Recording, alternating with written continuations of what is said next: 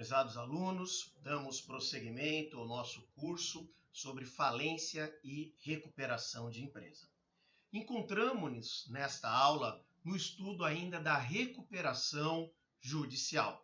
Em nossa aula anterior, nós analisamos o que é o plano de recuperação judicial, qual o seu conteúdo mínimo, qual é o prazo para que ele seja ofertado. Agora nós passaremos a analisar a parte final da recuperação judicial, a metade final desse procedimento. O nosso objetivo na aula de hoje é nós verificarmos como que o plano de recuperação judicial é apreciado na Assembleia Geral de Credores, de que forma o juiz concede a recuperação judicial, como que a recuperação judicial deve ser cumprida e, finalmente, qual é o ato do juiz que põe fim ao processo de recuperação judicial e qual é o conteúdo desse ato, dessa decisão do juiz que põe fim ao processo de recuperação judicial. Isto é, nós temos aí tópicos vários, nós temos um bom conteúdo para a análise de hoje, razão pela qual nós já devemos partir para o nosso trabalho. E vamos lá.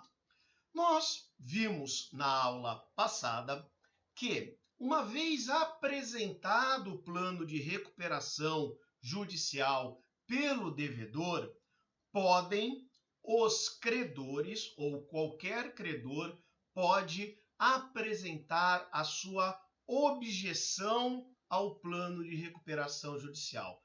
Qualquer credor que tenha interesse pode apresentar o seu inconformismo, a sua não concordância, a sua objeção ao plano de recuperação judicial, nesse prazo de 30 dias. Então, nós vimos que há, sim, a possibilidade de objeção por qualquer credor, e esse prazo para objeção por qualquer credor deve ser realizado no prazo de 30 dias, como nós já estudamos. 30 dias contado da publicação do relatório da relação final de credores pelo administrador judicial ou do edital em que há o aviso pelo juiz de que o plano de recuperação judicial efetivamente foi apresentado. Isto é, se acontecer de quando do aviso pelo juízo da apresentação do plano de recuperação judicial através de publicação própria, se ainda não foi publicado o edital em que consta a relação final de credores, o termo inicial vai ser o edital publicado pelo juiz avisando todos os credores acerca do plano de recuperação judicial que foi apresentado. Caso contrário, o prazo de 30 dias, como nós já estudamos, vai contar a partir da publicação da Relação Geral de Credores, na forma do artigo 7º, parágrafo 2º da Lei de Falência e de Recuperação de Empresas. Então, nós sabemos que, dentro desse prazo, pode qualquer credor apresentar objeção, assim como pode acontecer também de nenhum credor apresentar objeção. Então, nós vimos também que, se não for apresentada qualquer objeção, se nenhum credor apresentar objeção, se nenhum credor se manifestar contrariamente ao plano de recuperação judicial, o que acontecerá? O quanto disposto no artigo 58 da Lei de Falência e Recuperação. Isto é, o juiz concederá a recuperação judicial. Nós vamos ver daqui a alguns slides que nessa situação o juiz vai determinar que o devedor apresente certidões negativas de débitos tributários e após essa apresentação de certidões negativas de débitos tributários, vai o juiz conceder a recuperação judicial. Nesse caso, por quê? Porque não houve objeção ao plano de recuperação por qualquer credor. Agora, nós temos a situação em que um credor apresenta a objeção. Um credor ou vários credores apresenta o seu inconformismo com o plano de recuperação judicial que foi apresentado.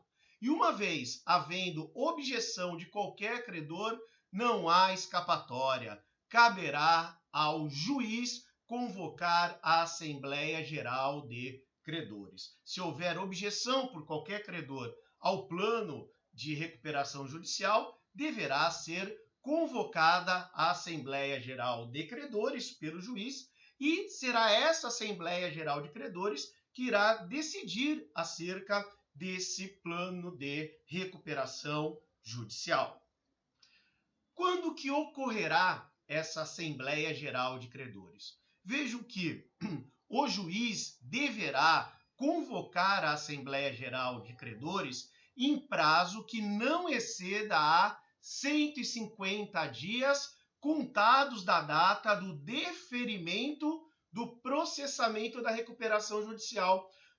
Vocês se lembram que uma vez preenchidos os requisitos do artigo 48, uma vez preenchidos os requisitos da petição inicial do artigo 51 da Lei de Falência e de Recuperação, o juiz vai proferir um ato em que ele vai deferir o processamento da recuperação judicial. É dessa decisão, é da data dessa decisão que defere o processamento da recuperação judicial que passa a contar esse prazo de 150 dias para que seja realizada a Assembleia Geral de Credores na hipótese de objeção ao plano de recuperação judicial apresentada essa objeção por qualquer credor. Então, o juiz vai convocar a Assembleia Geral de Credores. E caberá à Assembleia Geral de Credores definir sobre a aprovação ou não do plano de recuperação judicial. Uma questão interessante e preliminar, aquilo que nós veremos daqui a pouquinho, é que há a possibilidade explícita na lei de que o plano de recuperação possa ser modificado na Assembleia Geral de Credores. Então, na própria Assembleia Geral de Credores, os próprios credores entendem que da forma como se encontra o plano vai ser difícil de aprovar, eles sugerem modificações, o devedor não se opõe, concorda com essas modificações e essas modificações podem ser realizadas no plano de recuperação judicial. Vejam, senhores, que o plano ainda não foi aprovado, né? Na realidade, essa modificação, essa alteração ou alterações podem ser inclusive uma condição imposta pelos próprios credores para que haja a aprovação do plano de recuperação judicial.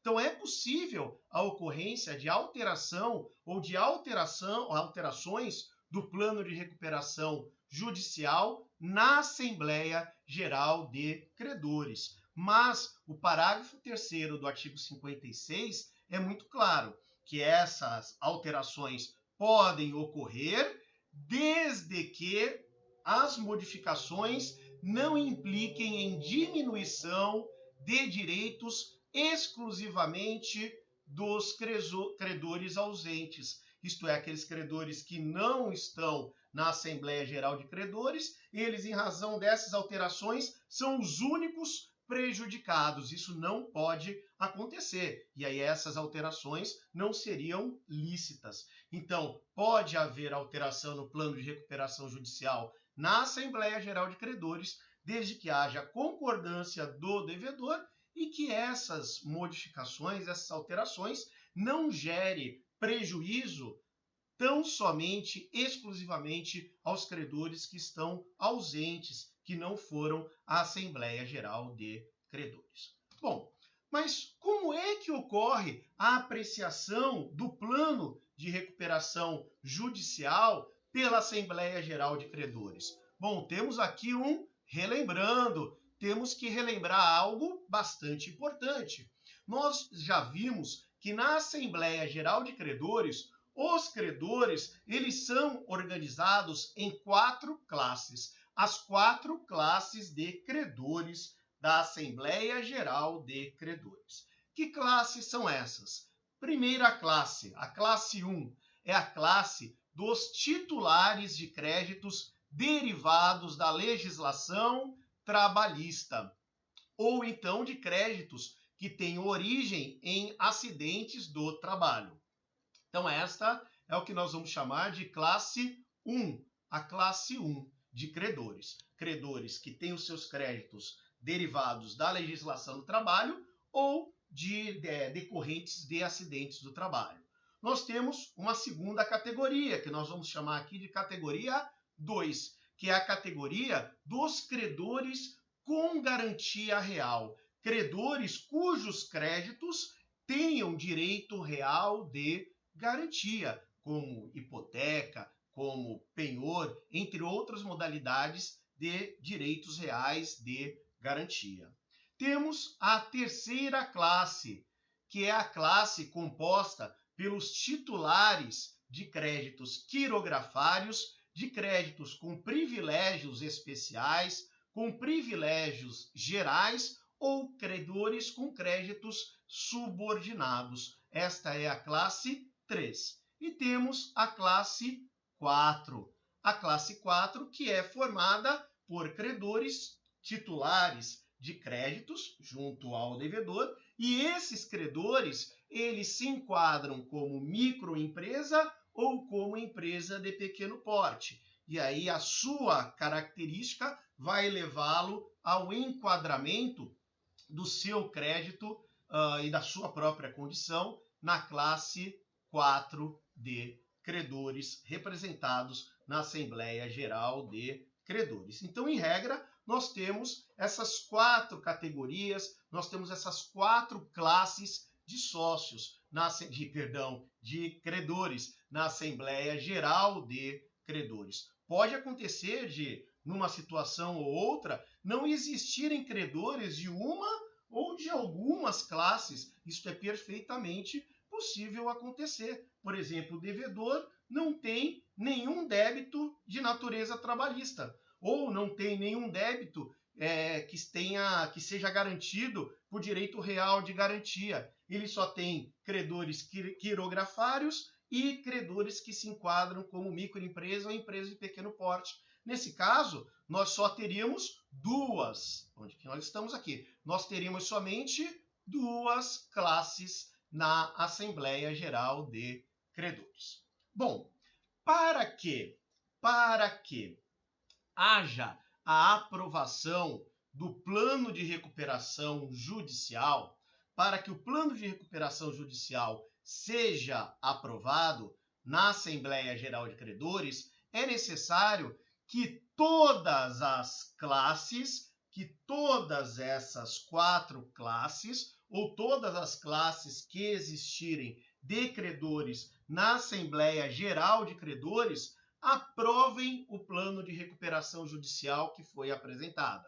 Então, esse plano tem que ser aprovado pela classe dos titulares de créditos trabalhistas ou decorrentes de acidentes do trabalho, tem que ser aprovada pela classe dos titulares de créditos com garantia real, pela classe dos titulares de créditos quirografários com privilégio especial, com privilégio geral ou crédito subordinado, e também pela categoria dos credores que se enquadrem como microempresa ou empresa de pequeno porte. Temos que ter a aprovação de cada uma dessas classes. Uma vez aprovado o plano de recuperação por cada uma dessas classes na Assembleia Geral de Credores, nós podemos afirmar que o plano de recuperação judicial foi aprovado na Assembleia Geral de Credores. Tem que haver a aprovação por cada uma dessas categorias, por cada uma dessas classes de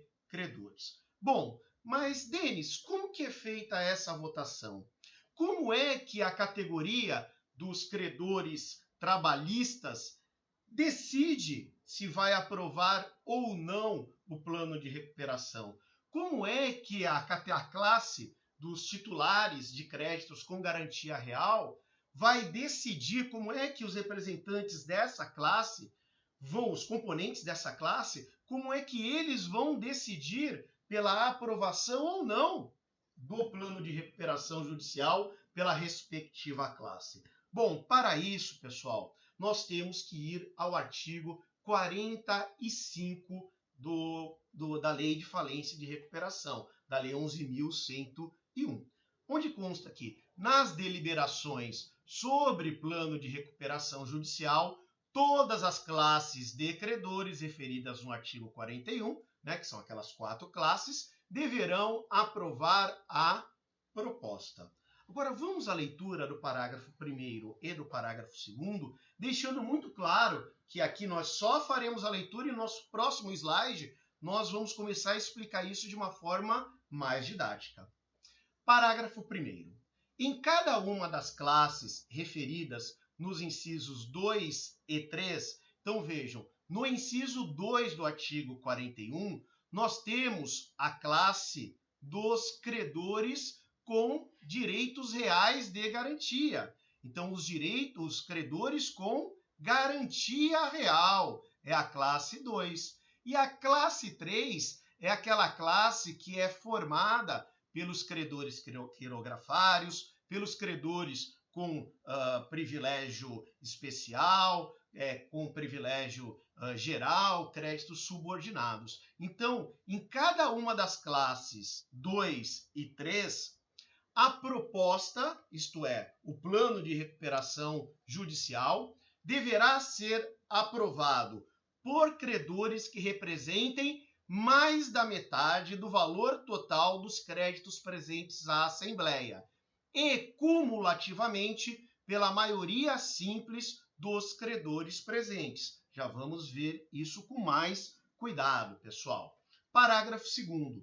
Nas classes previstas nos incisos 1º e 4º, inciso 1º é a classe dos trabalhadores com créditos decorrentes da legislação trabalhista ou de acidente do trabalho.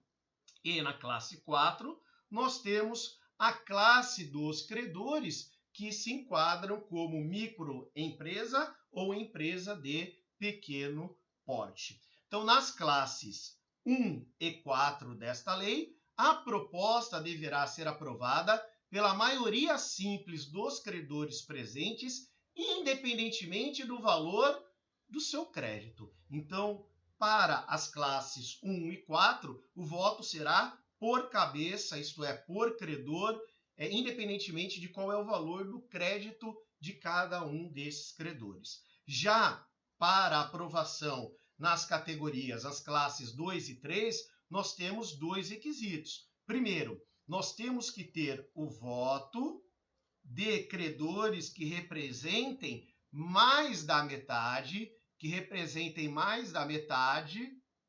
dos créditos dessa classe representados na Assembleia Geral de Credores. E além disso, além desse requisito, também deverá ser feita a votação por cabeça, independentemente do valor do crédito. Então, se tem 10 credores de uma dessas classes, para que haja aprovação, 6 deles vão ter, pelo menos 6, isso quer dizer mais 50%, a maioria simples, pelo menos 6 terão que concordar com o plano, e além disso, credores que representem mais da metade dos créditos dessas categorias presentes na Assembleia Geral também deverão aprová-lo. Já nas categorias 1 e 4, o voto é só por cabeça. Se, por exemplo, a categoria 1, credores trabalhistas, tem na Assembleia, nós temos 20 credores representados na Assembleia que são da classe dos credores trabalhistas. Vejam que se 11 votarem a favor do plano, isto é, mais da metade, o plano já está aprovado para essa categoria.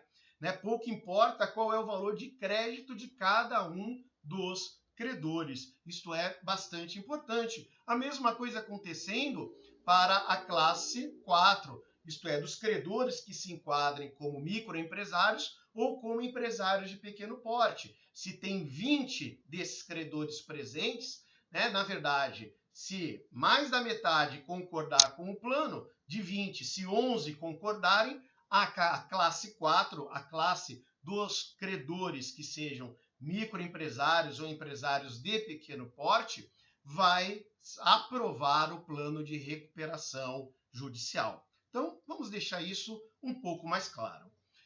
Vamos lá. A classe 2, titulares de créditos com garantia real. Para que haja a aprovação na Assembleia Geral de Credores, para que haja a aprovação do plano de recuperação por esta classe, pela classe 2, o que é necessário? É necessário o voto favorável de credores que representem mais da metade dos créditos desta classe presentes na Assembleia Geral de Credores. Imaginemos que nessa Assembleia nós tenhamos R$100, que são os créditos dos credores que têm garantia real e que estão presentes na Assembleia Geral. Para que o plano de recuperação seja aprovado, eu tenho que ter a aprovação de credores que representem pelo menos, aqui nesse caso, R$50,01, né? Mais da metade dos créditos presentes na Assembleia pertinentes a esta classe. E, além disso, vejam que os requisitos são cumulativos, e, além disso, eu tenho que ter o voto favorável da maioria dos credores dessa classe. Então, se estão presentes nessa classe, na Assembleia Geral, estão presentes 10 credores com garantia real, eu tenho que ter o voto de pelo menos 6, o voto favorável de pelo menos 6 desses credores, para que nós possamos, somando esses dois requisitos, nós possamos afirmar, olha, a classe 2, que é a classe dos titulares de créditos com garantia real, aprovou o plano de recuperação judicial. A mesma coisa ocorre, o mesmo procedimento ocorre com a classe 3, com a classe dos titulares de créditos quirografários, com privilégio especial, com privilégio geral ou créditos subordinados.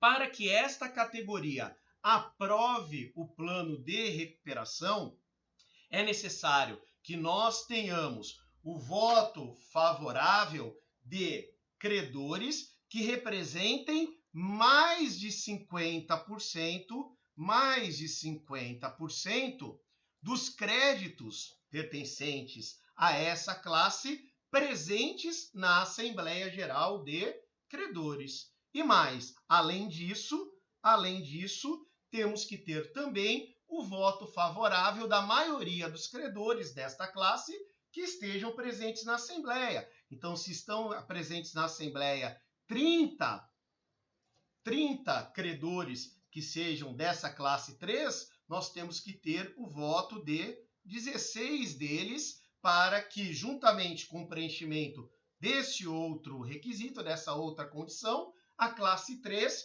possa ter como aprovado o plano de recuperação judicial. Agora, classe 1 e classe 4, nós só temos um requisito para aprovação, que é o voto favorável da maioria dos credores desta classe presentes na Assembleia Geral de Credores, independentemente do valor do crédito de cada um desses. Então, vamos lá. Credores da classe 1 que estão presentes à Assembleia, levantem a mão. Então, nós temos lá 20 credores que sejam dessa classe 1. O João, que tem crédito de R$1.000, José com crédito de R$10.000, a Maria com crédito de R$50.000. Pouco importa o crédito de cada um deles. O que é importante é que, para esta categoria 1, para que esta classe 1 de credores aprove o plano de recuperação judicial na Assembleia Geral de Credores, é necessário o voto favorável de mais da metade dos credores desta classe presentes na Assembleia Geral. Se são 20 os presentes, tem que ter o voto favorável de pelo menos 11 deles, mais da metade, a maioria simples.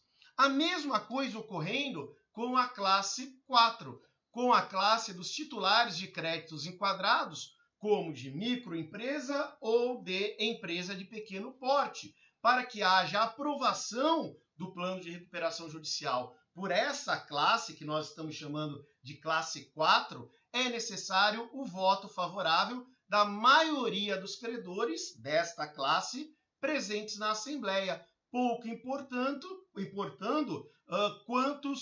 qual o valor do crédito de cada um deles. Então vamos imaginar que no dia da Assembleia compareceram somente 4 credores dessa classe 4. Se 3 deles concordarem com o plano, eu já tenho a maioria simples. Puxa, mas o que não concordou tinha um crédito de R$500 mil.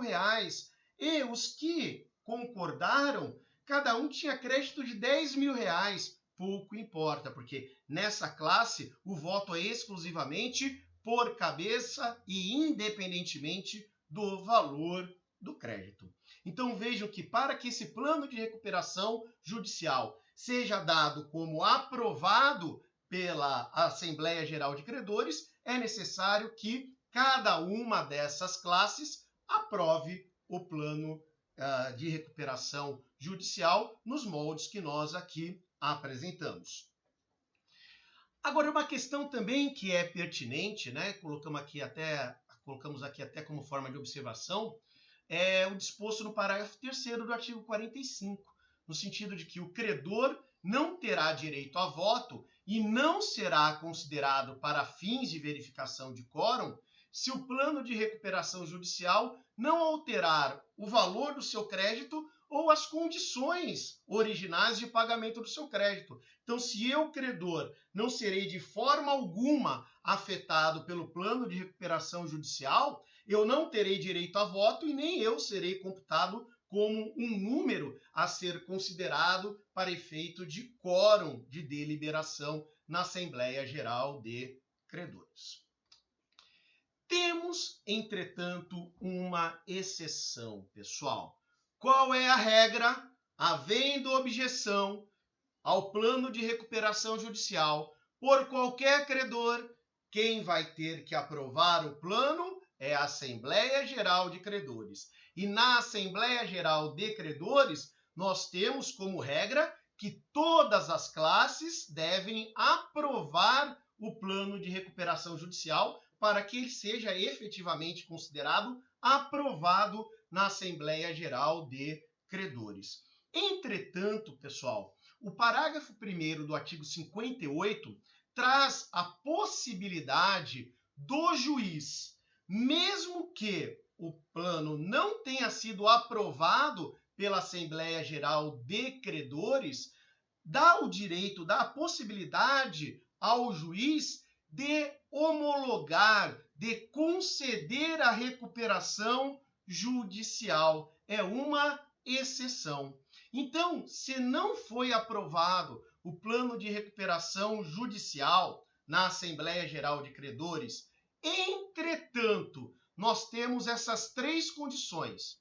Nós tivemos o voto favorável de credores que representem mais da metade do valor de todos os créditos presentes à Assembleia, independentemente de classes. Então vamos imaginar que esse plano não foi aprovado por alguma classe e, portanto, ele não foi aprovado pela Assembleia Geral de Credores, só que tinha lá representado, em termos de créditos de R$1.000. Então estavam lá presentes credores que representavam um crédito de R$1.000.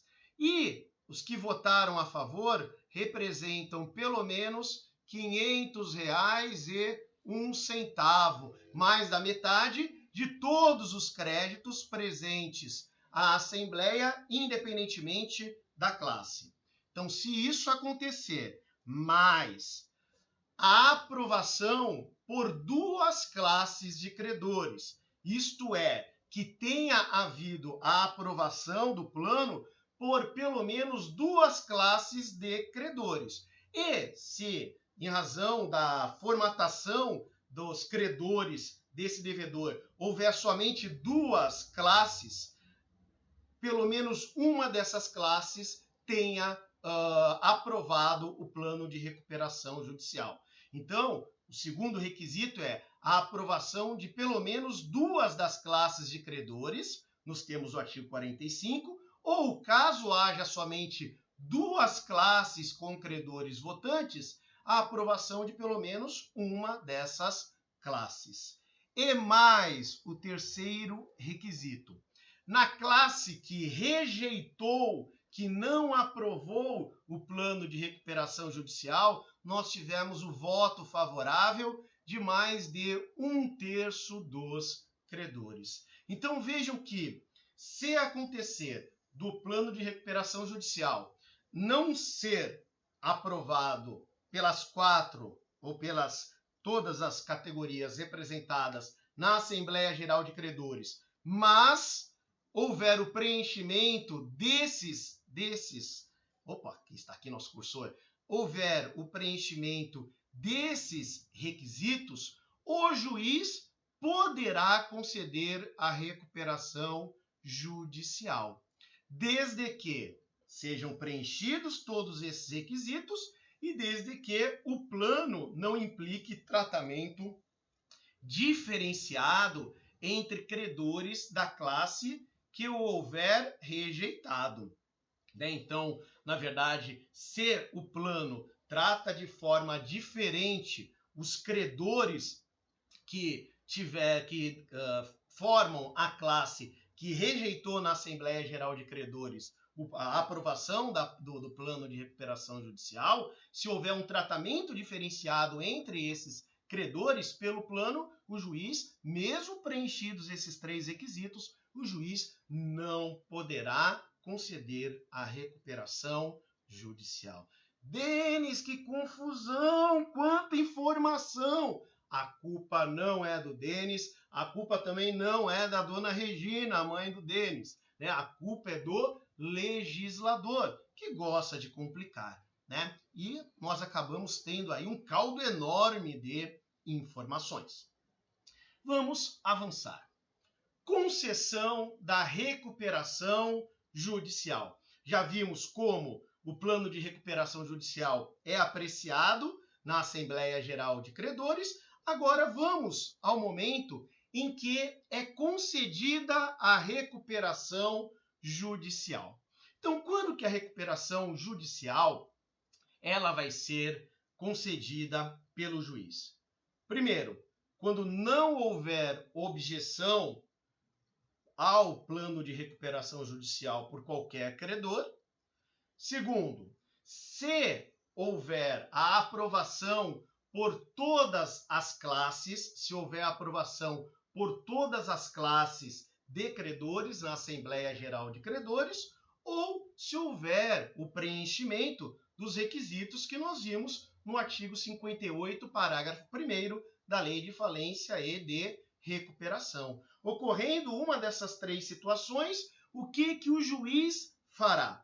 O juiz irá determinar que o devedor apresente as suas certidões negativas de débitos tributários. Então, após a juntada aos autos do plano aprovado pela Assembleia Geral de Credores, ou decorrido o prazo para objeção, sem que houvesse qualquer objeção, o devedor apresentará certidões negativas de débitos tributários.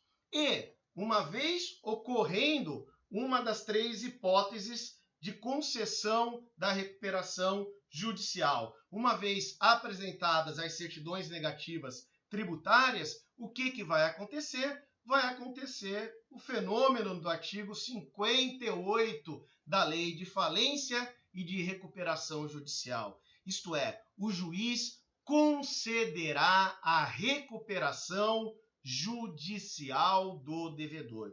Então, haverá um ato decisório do juiz em que o juiz concede ao devedor a recuperação judicial, que deverá ser cumprida na forma do plano que foi aprovado ou que não foi objeto de objeção. Então, artigo 58. Cumpridas as exigências da lei, o juiz concederá a recuperação judicial do devedor, cujo plano não tenha sofrido objeção do credor ou tenha sido aprovado pela Assembleia Geral de Credores, ou lá na hipótese do parágrafo 1º do artigo 58 desta lei.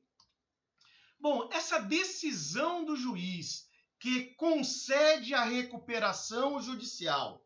Vejam, nós tivemos lá no início a decisão do juiz que deferiu o processamento da recuperação judicial.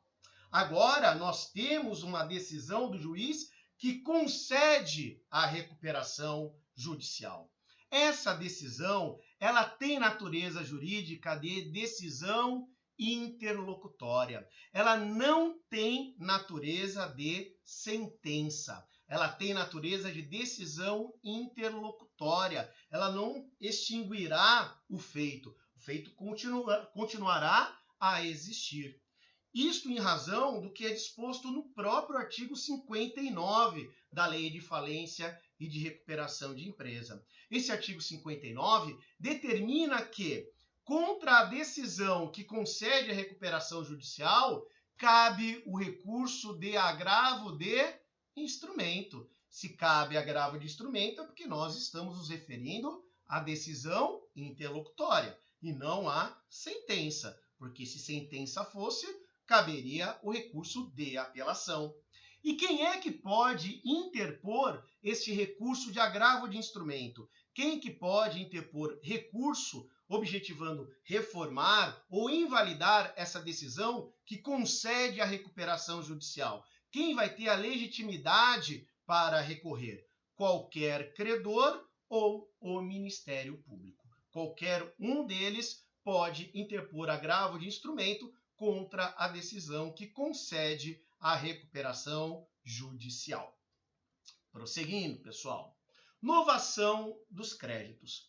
É muito importante fixar que, uma vez aprovado o plano de recuperação judicial, uma vez concedida a recuperação judicial, ocorrerá o fenômeno jurídico ou instituto jurídico da novação dos créditos. Isto é, os créditos de cada credor mudarão de configuração, seja em relação a valor, seja em relação à forma de pagamento. Haverá uma nova conformação desses créditos, o que nós denominamos novação dos créditos. E mais, o plano de recuperação judicial vai obrigar não só o devedor, mas vai obrigar, será aplicado obrigatoriamente a todos os credores que são sujeitos a ele. É o que consta do artigo 59. O plano de recuperação judicial implica novação dos créditos anteriores ao pedido de recuperação judicial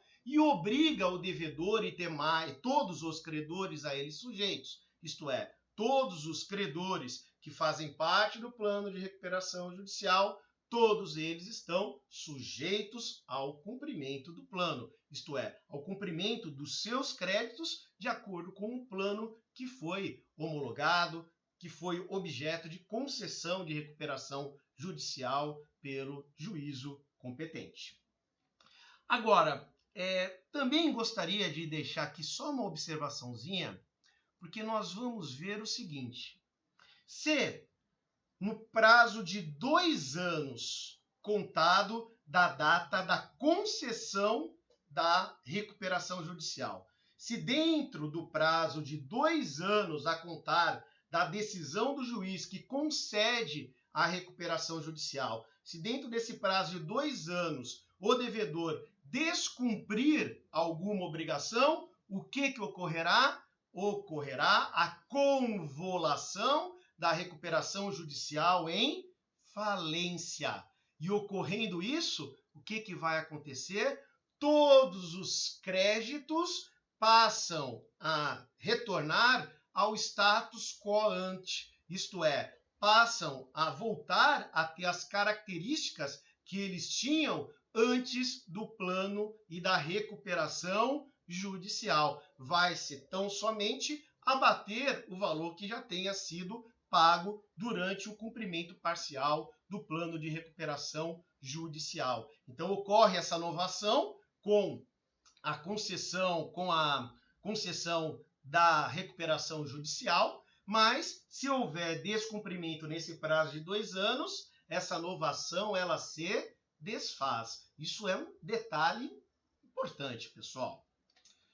Prosseguindo, acréscimo da expressão em recuperação judicial. Já vimos e discutimos nas aulas anteriores o quão difícil é passar por todos os requisitos e obter a recuperação judicial. E além disso, além de passar por tudo isso, você ainda vai ter, quase que escrito na sua testa, a expressão em recuperação judicial. O artigo 69 da Lei 11.101 determina que, em todos os atos, os contratos e documentos firmados pelo devedor sujeito ao procedimento de recuperação judicial deverá ser acrescida, após o nome empresarial, da expressão em recuperação judicial. Então, DH Empreendimentos Imobiliários Limitada em recuperação judicial. Passa a ter que constar essa expressão até que a recuperação judicial se esgote, até que nós tenhamos uma sentença que ponha fim à recuperação judicial, que é o que nós veremos um pouco mais para frente. Então, além da exigência de constar essa expressão no nome empresarial, essa expressão em recuperação judicial, o juiz vai determinar ao Registro Público de Empresas, e mais especificamente à junta comercial ou às juntas comerciais em que está registrado o empresário ou a sociedade empresária em recuperação, vai o juiz informar essa ou essas juntas comerciais acerca da recuperação judicial para que seja lá anotado dentre as características, dentre as informações desse empresário que ele se encontra em recuperação judicial. Vejam que, de um lado, realmente, isso, de certa forma, macula a figura do devedor, né? Já aponta um ponto fraco dele. Caramba, ele está em recuperação judicial, ele não está bem das pernas. Mas, de outro lado, isso também busca proteger futuros credores, busca proteger pessoas que possam pactuar negócios jurídicos com esse empresário, com a sociedade empresária, e deve, para praticar esse ato de forma idônea, esses negócios jurídicos de forma idônea, devem ter conhecimento acerca da situação da recuperação judicial. Esse foi o objetivo da lei. Prosseguindo. Limitação da alienação ou oneração de bens, pessoal. Teve um aluno que numa aula anterior falou assim: caramba, Denis, a recuperação judicial é um caminho sem volta. É um caminho sem volta porque para o devedor desistir tem que ter concordância. Para que ocorra a recuperação judicial, tem que haver a aprovação do plano e, se não for aprovado, em regra, nós vamos ter a decretação da falência desse empresário, dessa sociedade empresária. E, além disso, nós temos também uma limitação à alienação ou oneração de bens que façam parte do ativo permanente do devedor, isto é, dos bens que são bens que não estão no ativo circulante, não são bens que são produzidos para serem comercializados, mas bens que servem, na realidade, como instrumento para a própria prática da produção, para a própria produção, se for um empresário da área de produção de bens, ou então é um conjunto de bens, esse ativo permanente, são bens que não são para a alienação. Eles não têm como objetivo a oferta para a compra. São bens que são bens fixos do próprio devedor, no caso, e que muitos deles vão ser elementos para a produção ou prestação de serviço, produção de bens ou prestação de serviço. Este é de uma forma muito genérica, mesmo porque nós teríamos que dar uma exposição sobre balanço patrimonial para que bem se entendesse o que é ativo permanente. Mas o que é importante saber é que, após o momento em que o devedor distribui o pedido de recuperação judicial, ele não pode alienar nem onerar qualquer bem ou direito que faça parte do ativo permanente, salvo se houver evidente utilidade nessa alienação ou oneração, reconhecida pelo juiz depois de ouvido o comitê de credores. Com exceção, é óbvio, daquelas alienações ou onerações que estejam previstas no plano de recuperação judicial. Prosseguindo, cumprimento da recuperação judicial. Então, foi concedida a recuperação judicial, tivemos lá a decisão judicial que concedeu a recuperação judicial, e aí o plano de recuperação judicial ele terá que ser cumprido. E vejam o que consta do artigo 61. Proferida a decisão prevista no artigo 58, isto é, a decisão de concessão da recuperação judicial, o devedor permanecerá em recuperação judicial até que se cumpram todas as obrigações previstas no plano que se vencerem em até 2 anos depois da concessão da recuperação judicial. Então, esse processo de recuperação ele vai se manter até 2 anos a contar da concessão da recuperação judicial. Isto é, se após esses 2 anos todas as obrigações do plano de recuperação que eram previstas para serem cumpridas nesses 2 anos, se elas foram cumpridas, o juiz encerrará a recuperação judicial. Agora, se obrigações que deveriam ser cumpridas dentro desses 2 anos não foram cumpridas, convolução da recuperação judicial em falência. Parágrafo 1º. Durante o período estabelecido no caput, esses 2 anos depois da concessão da recuperação judicial, o descumprimento de qualquer obrigação prevista no plano acarretará a convolução, a transformação da recuperação judicial em falência. E, uma vez decretada a falência por tal motivo, os credores terão reconstituído seus direitos e garantias nas condições originalmente contratadas, isto é, os créditos retornam ao status quo ante, como já havia exposto a vocês, e os valores que foram pagos serão, obviamente, abatidos do crédito desses credores. Então, vejam o artigo 62. Após o período previsto no artigo 61, isto é, após o período de 2 anos, depois da concessão da decisão que concede a recuperação judicial, após esse período, no caso de descumprimento de qualquer obrigação prevista no plano de recuperação, o credor poderá requerer a execução específica ou a falência com base no artigo 94. O que é isso? Passaram-se os 2 anos. Durante os 2 anos, o devedor cumpriu todas as suas obrigações que eram vencidas para aqueles 2 anos. Terminaram os 2 anos. O juiz termina a recuperação judicial, dá como encerrada a recuperação judicial. Só que aí, o plano de recuperação, ele continua a ser cumprido. E lá no 2 anos e 1 mês depois da concessão da recuperação judicial, o devedor deixou de cumprir uma obrigação prevista no plano que me tinha como credor.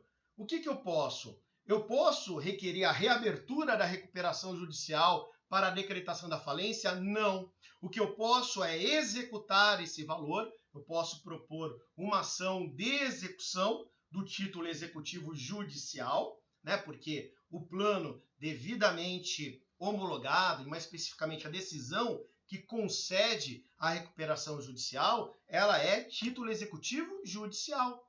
Então, passados os 2 anos, não foi cumprido, terminou a recuperação judicial, o processo de recuperação judicial, não foi cumprida alguma obrigação, o que o credor pode fazer? O credor pode propor ação de execução da obrigação que não foi cumprida, ou ele pode requerer a falência, mas requerer a falência de uma forma autônoma, num outro processo. Ele vai ter que propor uma ação de falência em face do devedor. Caramba, Denis, então o cumprimento para fins de decretação da falência na própria recuperação judicial, o cumprimento das obrigações contidas no plano de recuperação, na verdade, só são desses 2 anos, exatamente é o que a lei prevê. Finalização do procedimento de recuperação judicial. Se foram cumpridas todas as obrigações vencidas durante o período de 2 anos a contar da data da concessão da recuperação judicial, passaram-se esses 2 anos e todas as obrigações vencidas durante esses 2 anos foram cumpridas. Se isso acontecer, o que nós teremos? Nós teremos um ato do juiz que decretará o encerramento da recuperação judicial.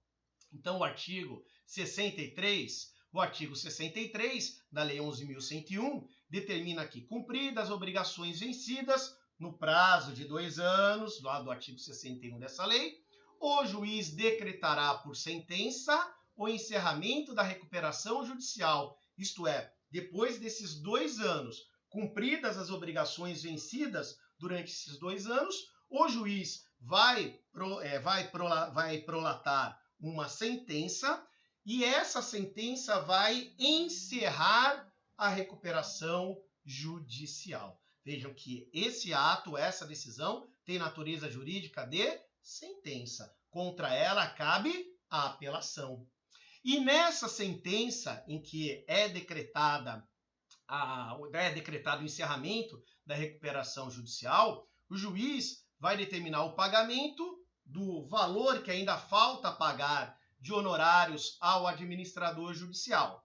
Mas, para isso, o administrador judicial terá que prestar contas no prazo de 30 dias e, além disso, vai ter que apresentar um relatório referente ao cumprimento das obrigações constantes do plano de recuperação durante esse período de 2 anos. Ele, administrador judicial, vai ter que elaborar um relatório acerca do cumprimento dessas obrigações e esse relatório vai ter que ser aprovado. Esse relatório sendo aprovado e havendo a prestação de contas devidamente aprovada, vai o administrador judicial receber o restante dos seus honorários. Também haverá a apuração de eventual saldo, de eventual valor a ser pago a título de custas judiciais, demais despesas judiciais. Também determinará a apresentação de relatório pelo administrador judicial no prazo de 15 dias, que é esse relatório que nós já nos referimos, né? Ele cabe ao administrador, além de prestar as contas finais no prazo de 30 dias, também apresentar um relatório acerca da execução do plano de recuperação judicial. O relatório em 15 dias, prestação de contas em 30 dias.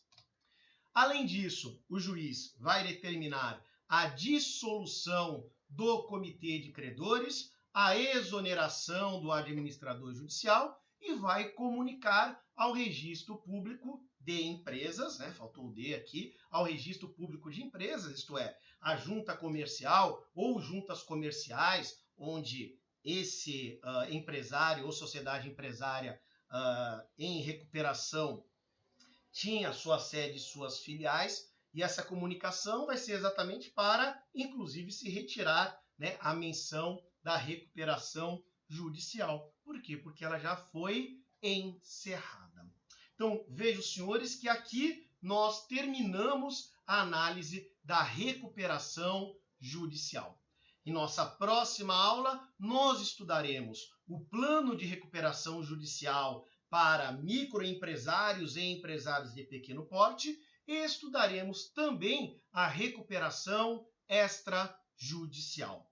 Espero que todos tenham aproveitado a aula. Aquilo que não foi entendido, que seja perguntado durante o nosso fórum, que seja revisto o vídeo, que seja analisado o conteúdo da lei, porque realmente não é simples, é complexo. E o meu papel é fazer com que essas informações cheguem a vocês da forma mais simples e didática possível, mas ainda assim a complexidade acaba imperando. Um abraço a todos.